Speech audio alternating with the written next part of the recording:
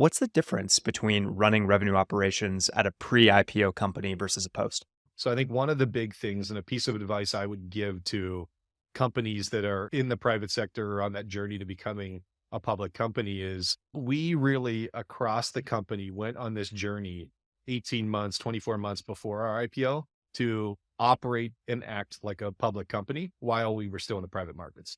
And it was one of the best things that really allowed us to go into our IPO in a position of strength to, have success through the IPO and then probably most importantly, accelerate out of it. In the dynamic realm of revenue operations, your RevOps team faces a notable challenge arising from their incomplete understanding of accurate forecasting techniques. Tasked with the optimization of alignment between sales, marketing, and customer support, your team finds themselves at a point where their forecasting capabilities are inadequate. With limited comprehensive insights needed to predict future trends and demands, your strategies stumble, resulting in a disconnect between allocated resources and actual requirements. This misalignment not only disrupts the harmony between departments, but also leads to unmet revenue targets and inefficient resource allocation. So what is the key to unlocking accurate forecasting? How can you avoid these mishaps and align your departments and meet your revenue targets for good? Andy Duffett is the Senior Vice President of Global Sales at CrowdStrike, a leading cybersecurity company. With a proven track record in driving revenue growth and building strategic partnerships, he adeptly combines his extensive industry knowledge with a dynamic leadership style to steer the company's global sales efforts to success. In this episode of the Run Revenue Show, Andy shares why trust and transparency is essential for success, the importance of understanding customer needs, the value of forecasting correctly, and why you should prioritize revenue protection and value realization. Make sure you listen all the way to the end to learn Andy's critical tips on how CrowdStrike ensures they're nailing forecasting on the head and hitting all of their revenue goals. I'm Kyle Coleman, sales pro turned SVP of marketing at Clary. Run Revenue is the show where revenue pros learn to stop revenue leak, achieve revenue precision, and grow their companies and careers. This is Run Revenue Show with Kyle Coleman. Hello, everybody, and welcome to this episode of the Run Revenue Show. I am so excited to be joined today by Andy Duffett, the SVP of Global Revenue Operations at CrowdStrike. Andy, how you doing? I'm doing great, Kyle. Great to be here. Thank you. All right, so let me give the audience a little bit of a rundown of where you've been, and then we'll jump into today's show. You started as a senior analyst at Merrill Lynch back in 2004, were there for a few years, jumped over to Hewlett-Packard for about 5 years, and ended up as the director of America's Sales Ops. And that was after you spent some time in the customer experience and strategy side of the world. So your first foray into this kind of operational role was at HP.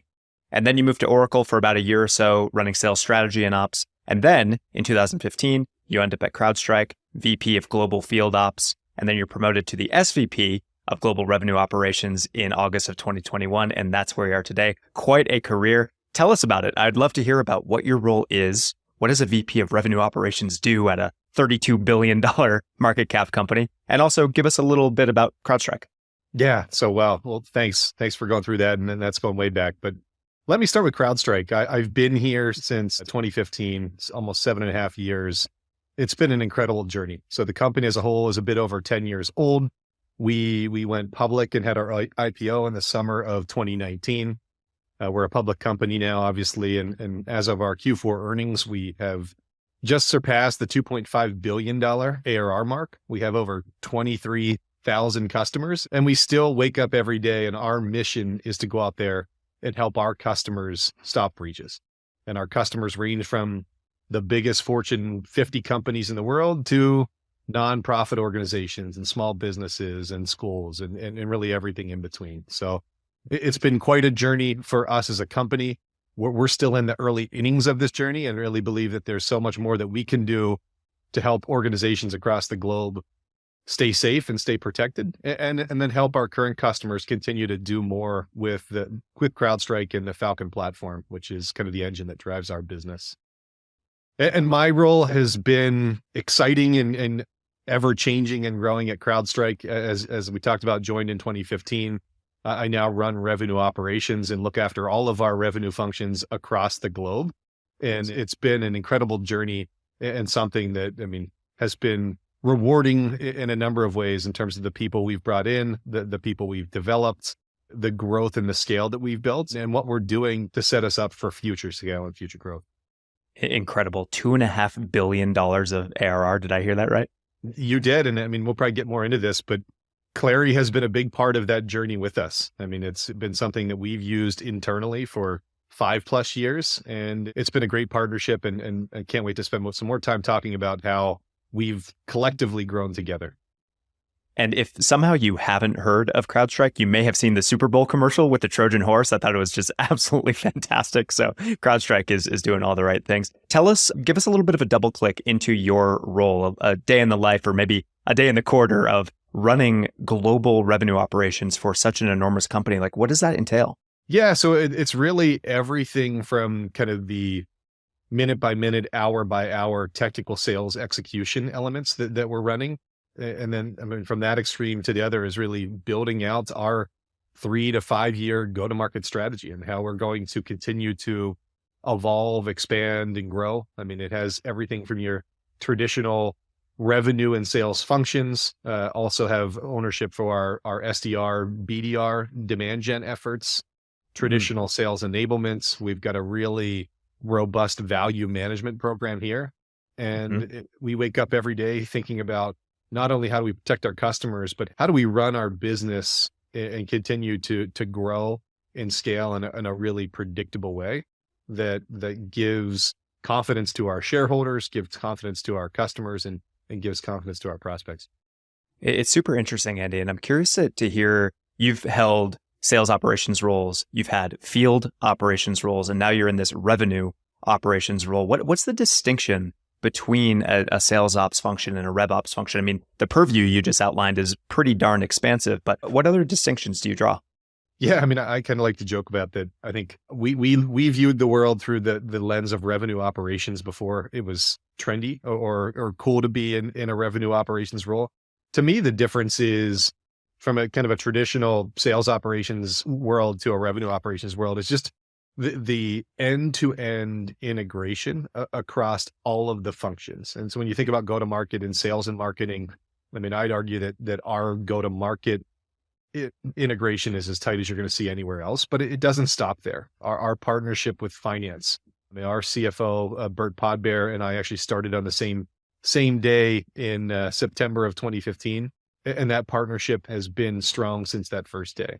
And that's something, and I'll talk more about how the partnership goes beyond just what we're doing day to day, but how we use Clary to help foster and drive that partnership and collaboration across marketing, across finance, across product, across engineering. I think the big difference for me is revenue strategy, revenue operations, and just running a revenue business. It can't be successful if you don't have all of the business units aligned and in the boat rowing together.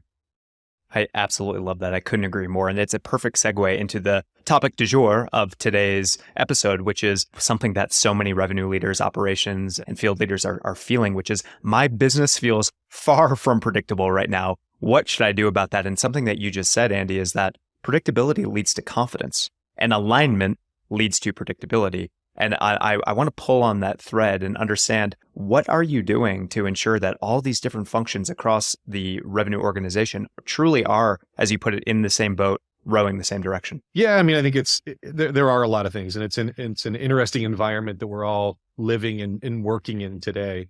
I mean, we just came off of our sales kickoff a few weeks ago, where we had, for the first time in a couple of years, had our 2,000 plus sellers together face to face. And it was something that was long overdue for us. It felt great to be together. And one of the things I talked about at that event was, we're going to focus on controlling what we can control. Everyone talks about the macroeconomic environment and the buzzwords there. I mean, are we in a recession? Are we coming out of a recession? Is inflation going up or down? I mean, I think there are a million different things that we're all hearing when you turn on any media outlet. I mean, our focus internally, and you can't completely ignore it, is but to really put the focus and emphasis on what we can control internally. And for us, that really starts with understanding our customers and what are the outcomes that they're trying to drive to? What are the needs that they are dealing with? What are the challenges that sit in front of them? And how can we as an organization help them drive to those outcomes, help them solve those challenges and align to their core business objectives. And I think in an environment like this, some of those change, where in the past it may have been, hey, I'm trying to grow at X%, or I want to do this. Now it's around, how do I continue to operate in a profitable way? How do I hit some of the targets? How do I flex up and down to make my environment and business model work? So I think really going back to kind of basics and understanding what our customers are driving towards and how we can help them is key to us to be able to navigate this environment. It's a great point, Andy, because I think a lot of companies they're too late to adjust their messaging or their thinking to align with really what's top of mind for customers right now. And if you're trying to go to market with the same message, or if your sales team is trying to give the same pitch that they were giving in 2020 and 2021, it's probably outdated. It's probably not going to be what's most top of mind. And you're going to end up maybe creating opportunities, creating pipeline, but you're not going to end up advancing that pipeline because you're not speaking the language that actually matters to your customers in 2023. You nailed it. And it's not only speaking the language, but are you speaking to the right person? And I mean, two things that we've seen. One is the economic buyer for us has changed. So, I mean, we sell security software. Our champions and economic buyers have typically been the chief security officer, the CISO, and the CIO. That's where the budget sat. They had decision-making power and authority, and they still do largely have that. But the new player that's been introduced into a lot of our selling cycles and procurement cycles is the CFO. And of course, it's something we've spent a lot of time on educating our sellers on how to engage with the CFO and the CFO's office, how to have a financially driven business value conversation that really resonates with the CFO and his or her goals as an organizational leader to drive that. So that's been a big one for us.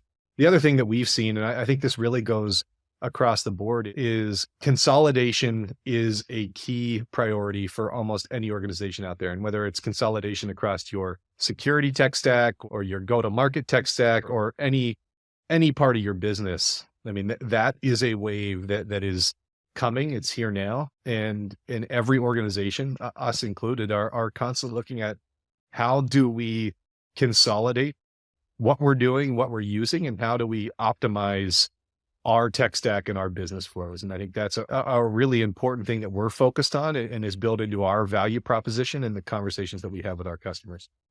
Super interesting and really helpful advice there. Focusing on the things you can control. You mentioned the customers and the outcomes that they're driving to.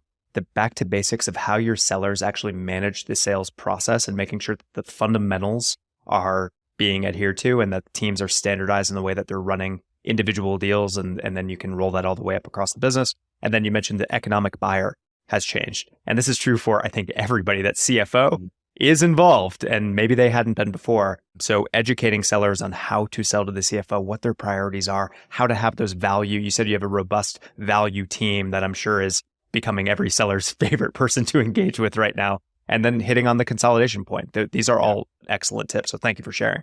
Yeah. I mean, the line we use is you don't want the CFO to become the CFO. So getting through that is a big thing. There you go. And that's their default position right now. So you've got to make sure that you're speaking the right language. Let's rise up a little bit here. And I'm curious, because you've been at CrowdStrike pre-IPO for a handful of years. You started in 2015, IPO in 2019. And of course, you've been there post-IPO. What's the difference between running revenue operations at a pre-IPO company versus a post? Yeah, I mean, I think there are some things that have changed and then there are some things that have kind of remained consistent the whole way through. So I think one of the big things and a piece of advice I would give to companies that are in the private sector or on that journey to becoming a public company is we really across the company went on this journey 18 months, 24 months before our IPO to operate and act like a public company while we were still in the private markets. And it was one of the best things that really allowed us to go into our IPO in a position of strength to, I mean, have success, through the IPO, and then probably most importantly, accelerate out of it. And that we had, really spent a year and a half, 2 years operating in our mind like a public company. And it was, across everything I did and ran, from the revenue standpoint to our partnership with finance and even running simulated earnings calls. And what we would do. Yeah. So we took it really seriously. And for us, I mean, to be able to do that and execute it at the highest level, it really came down to, I mean, you said earlier, predictability, extreme accountability. And I'll talk more about that in a second. And then the overall transparency in how we run our business across the revenue organization and then into our partnership with the finance organization, the CFO. I think as a public company, the worst thing anyone wants to deal with internally or externally from an investor standpoint is surprises. And we put a big focus around going back to those pre-IPO days and then through our several years as being and running a public company is really around avoiding surprises and delivering predictable and consistent results. And Clary was a big part of this. And I mean, I'm happy to take you guys behind the curtain a little bit in terms of how we use it and how our processes have matured and evolved on Clary. But I mean, we and maybe many organizations are like this, but Clary is not just a sales tool at CrowdStrike. Our CFO, our finance team, our marketing team, they are all in Clary. They speak the Clary language, and it's really provided that level of transparency that allows us to walk the talk on running that predictable business. You all are ahead of the curve in many ways, Andy. And this is what many other companies are realizing is that revenue is not just an outcome that happens at the end of the quarter. It really is a business process and it should be treated as one. And there are so many people outside of your quota carriers who are revenue critical, who need that real-time access, that transparency, speaking the language, as you said, so that they can aid in the predictability and they can be accountable to their role in running revenue. And you mentioned that extreme accountability. What does that mean? How are you holding people accountable?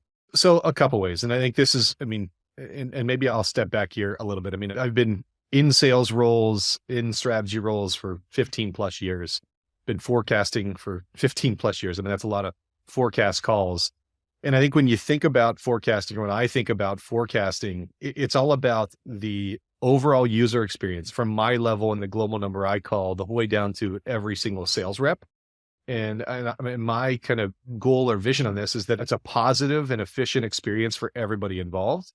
And as I look back over kind of those 15 years or so, I almost laugh or joke with myself on how much time was spent on forecast calls, getting ready for forecast calls, pulling data for forecast calls and prepping for it. And Clary has really allowed us to not only improve that user experience, but to do what I think is the most important thing in sales and life and give back time.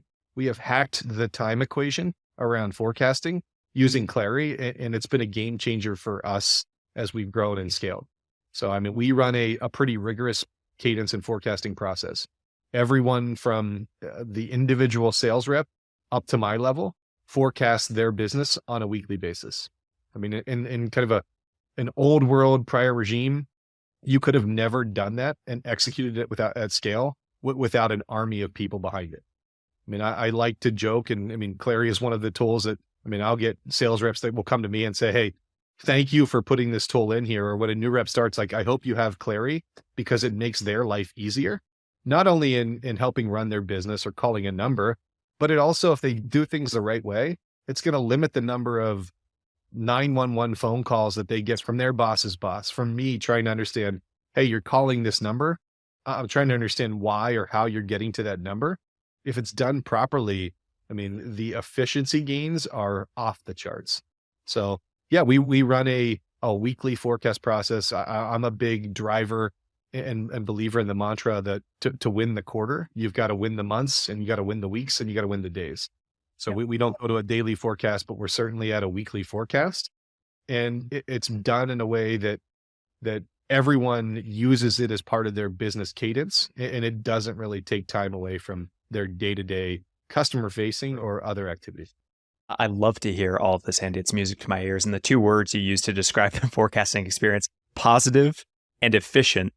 I think people are going to be banging down your door saying, how the heck did you make this happen? Because those two words are not the normal two words you hear from a sales rep or a VP or a CRO when you talk about forecasting. So really glad to hear that you all have it dialed in. It's super impressive. And the net result of this, anybody can go and look at CrowdStrike's stock performance. I was looking at their earnings per share last 4 quarters, beat. just destroying guidance quarter over quarter. It's super impressive. And it comes down to this rigor that you have that allows for that kind of predictability. So you've talked to us a little bit about it, but let's fast forward to this macro climate. You mentioned control the controllables, focus on those things. What are you specifically doing to ensure that you can continue this hot streak you're on of beating guidance and allow for that kind of predictability? Yeah. So for us, it's a couple things. One, I talked about understanding the customer and really getting there. And part of that understanding is not having surprises or not bringing surprises to the table.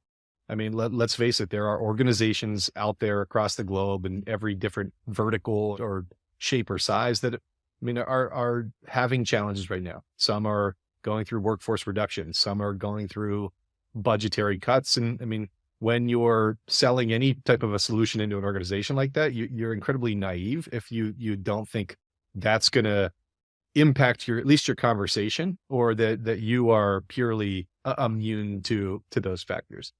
So a big part of what we do is not only understanding the customer, but continuously qualifying what they're doing and kind of where they are. So we are a big medic shop. What we actually use internally, we call it MedPick, because we've inserted a P in there to really understand the paper process. And to me, medic or MedPick is not a sales process. It's a qualification tool. And it's something that we really foster and encourage our sales reps and sales leaders to be looking at every one of their deals from kind of early stage to later stage, and constantly be looking at it through the lens of MedPick to be doing that qualification. And I think there are going to be things that come up, across deals and across customer situations, but understanding them and then navigating through them allows you to get to that level of predictability that we're seeking. So I think that's a big one for us.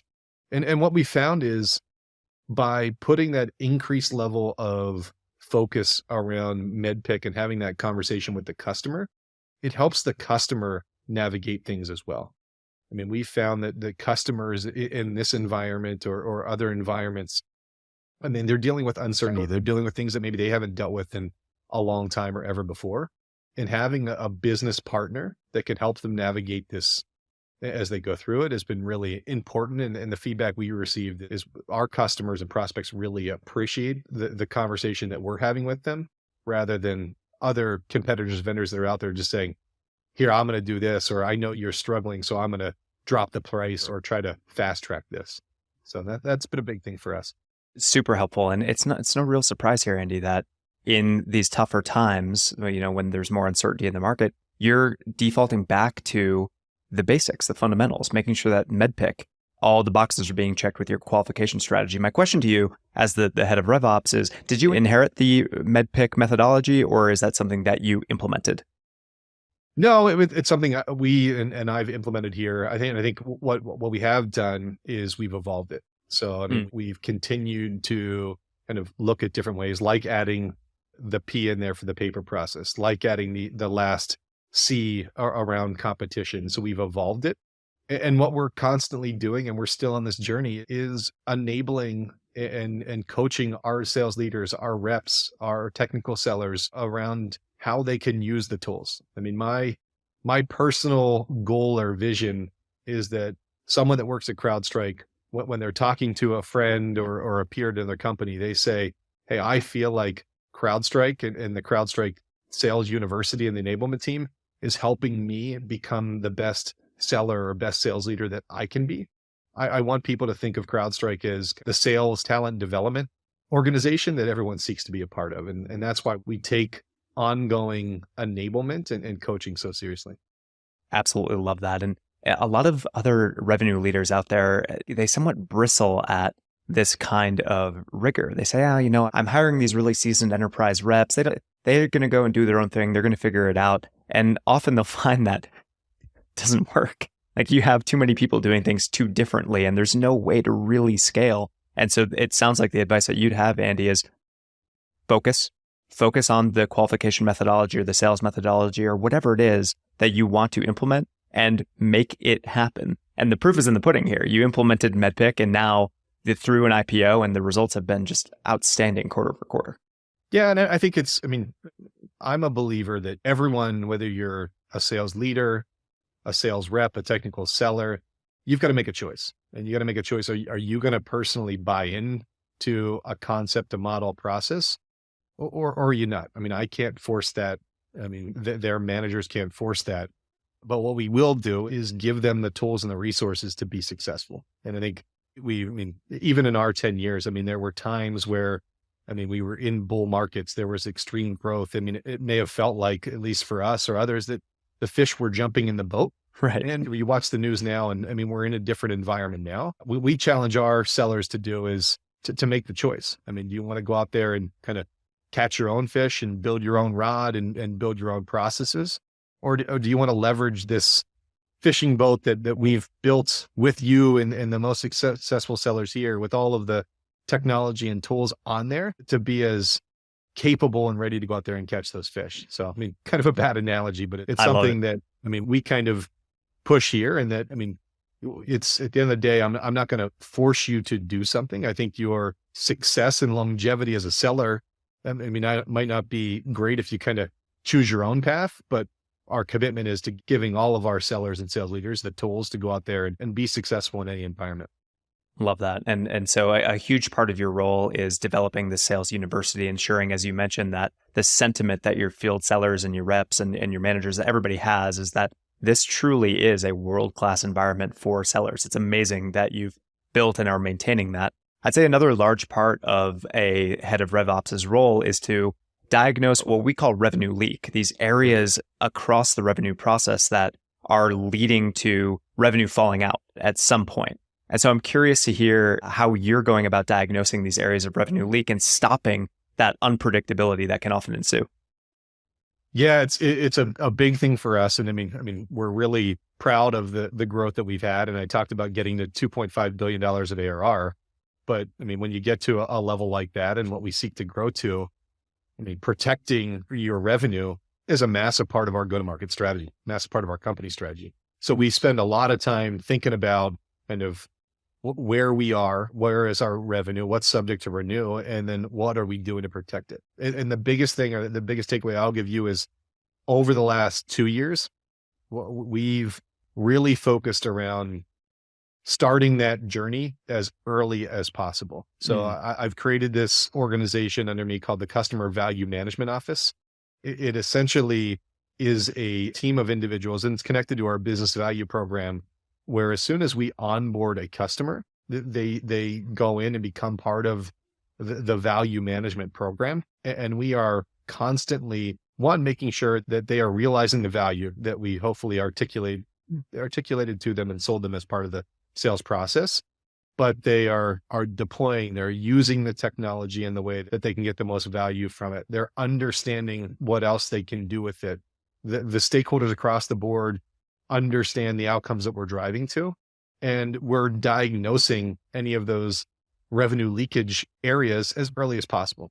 I mean, and you guys know this as well as anybody, but if you identify revenue leakage at the 11th hour, there's very little that you can do about it. That's right. So, I mean, there are going to be scenarios for every organization where there are symptoms, or, I mean, you're seeing churn or contraction issues come up. I mean, it's inevitable for every company out there. Our point of view is, let's identify them as early as possible. And what we've done is we've become a bit predictive, and even before maybe the customer is saying, hey, I'm not sure I'm going to renew this, or I think I need to bring down. We have, through running this program for 2 years, when we have a kind of AI driven model where there are certain indicators that will help us say, hey, we think there's risk here, even before the customer might be telling us. Because I mean, you guys get this. There aren't many customers or people out there that like to deliver bad news. And you oftentimes find that, I mean, even your champions will sometimes hold on to bad news because they don't want to disappoint you. So it's been a great tool for us to kind of proactively take this conversation to them. And it's amazing when you say, hey, here's some things we're seeing. I think you might be dealing with this. This weight kind of comes off of their chest, and they're saying, yeah, I just didn't know how to tell you about this yet. And if you can get that 2-3 quarters in advance before the renewal, there's a lot more that you can do around that to protect the revenue leakage. There is something really powerful about, I love, first of all, this concept of the customer value management office. That's super sharp, ensuring that the value delivery is actually happening, the implementation is smooth, adoption is there, they're aware of other product lines. So I absolutely love that. But to this point about your ability to understand areas of risk before your customer maybe is even aware of them, or being proactive in communicating them. This is a superpower for reps right now, is offering a recommendation about what needs to be done differently or what needs to change. And so the advice that it sounds like you're giving, and maybe I'm wrong about this, is be proactive in the way that you're communicating with customers. The areas, it doesn't all have to be conversations about what's green on the stoplight. Explore the yellow, explore the red, embrace the issues and go and solve them proactively. That is the way that you can mitigate the risk and stop the churn. Yeah, I mean, I think it's certainly true for that. And even going back into what we talked about with MedPick, I mean, we really try to foster an environment where, I mean, whether we're doing a big deal call or we're doing a customer review call before a quarterly business review, I mean, I don't want to focus on what's green. I don't want to focus on, I mean, in MedPick, where you're rock solid. What I want to know and hear from the rest of the leaders is where are we red or yellow? Where do you see signs that are concerning, and how do we get focused on that? Where in MedPick in a deal are you stuck, or you just don't have the answer, or maybe you're not high enough in terms of who your economic buyer is? I mean, bad news or gaps never get better with time. And we really try to foster that environment in all of these things, whether it's internally facing in terms of what we're doing to get ready to put our best foot forward in sales campaigns, or if it's dealing with customers, it's where do we have, I mean, identified or potential gaps, and how do we escalate that and deal with them as early and as quickly as possible. Putting this all together, Andy, what you've described, you talked about the MedPick process, you've talked about the standardized processes that you're rolling out, and that's in service of this really governed approach across the entire revenue process. It's very important.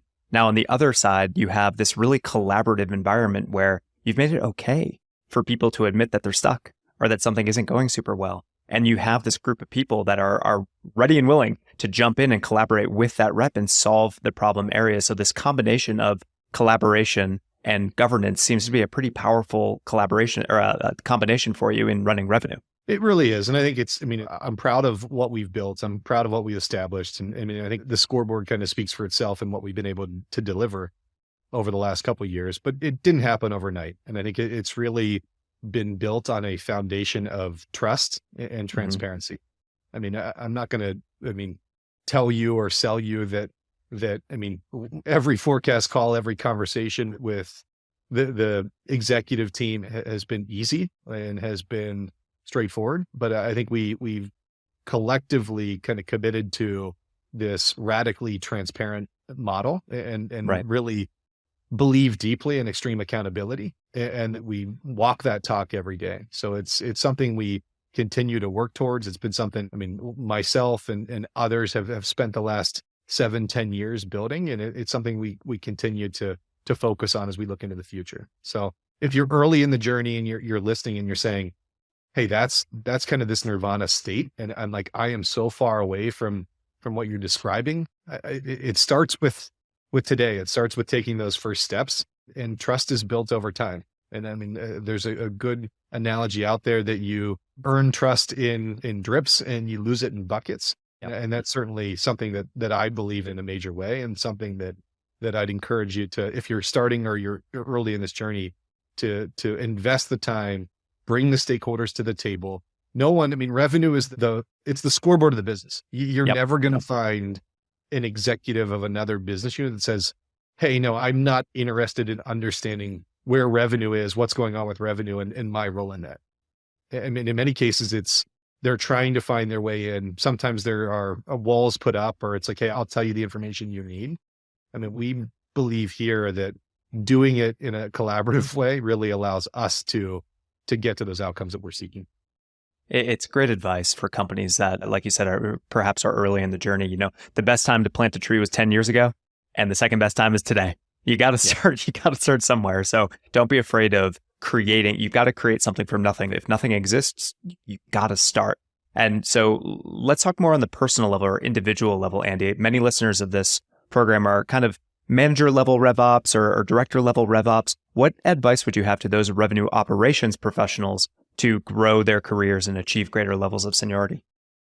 Yeah, I think there are a couple things. I think one, it's really understanding what are the business outcomes and the goals that, your head of RevOps, your CRO, your CEO is driving towards, and wake up every day thinking about how can what I do, how can what I control align to that. And I think this can tie back into kind of the Clary platform. I think there are great sales reps and first line sales managers that have really and smartly paid attention to how I use Clary, how our CEO uses Clary, and they emulate that in how they run their business. I think that's been something that's really paid off. I think the other piece is constantly leaning in. We have a forum or a group of sellers and sales reps that are constantly providing us with ideas and thoughts around how do we improve our internal sales processes? How do we get more out of Clary? How do we use some of the new modules in different ways?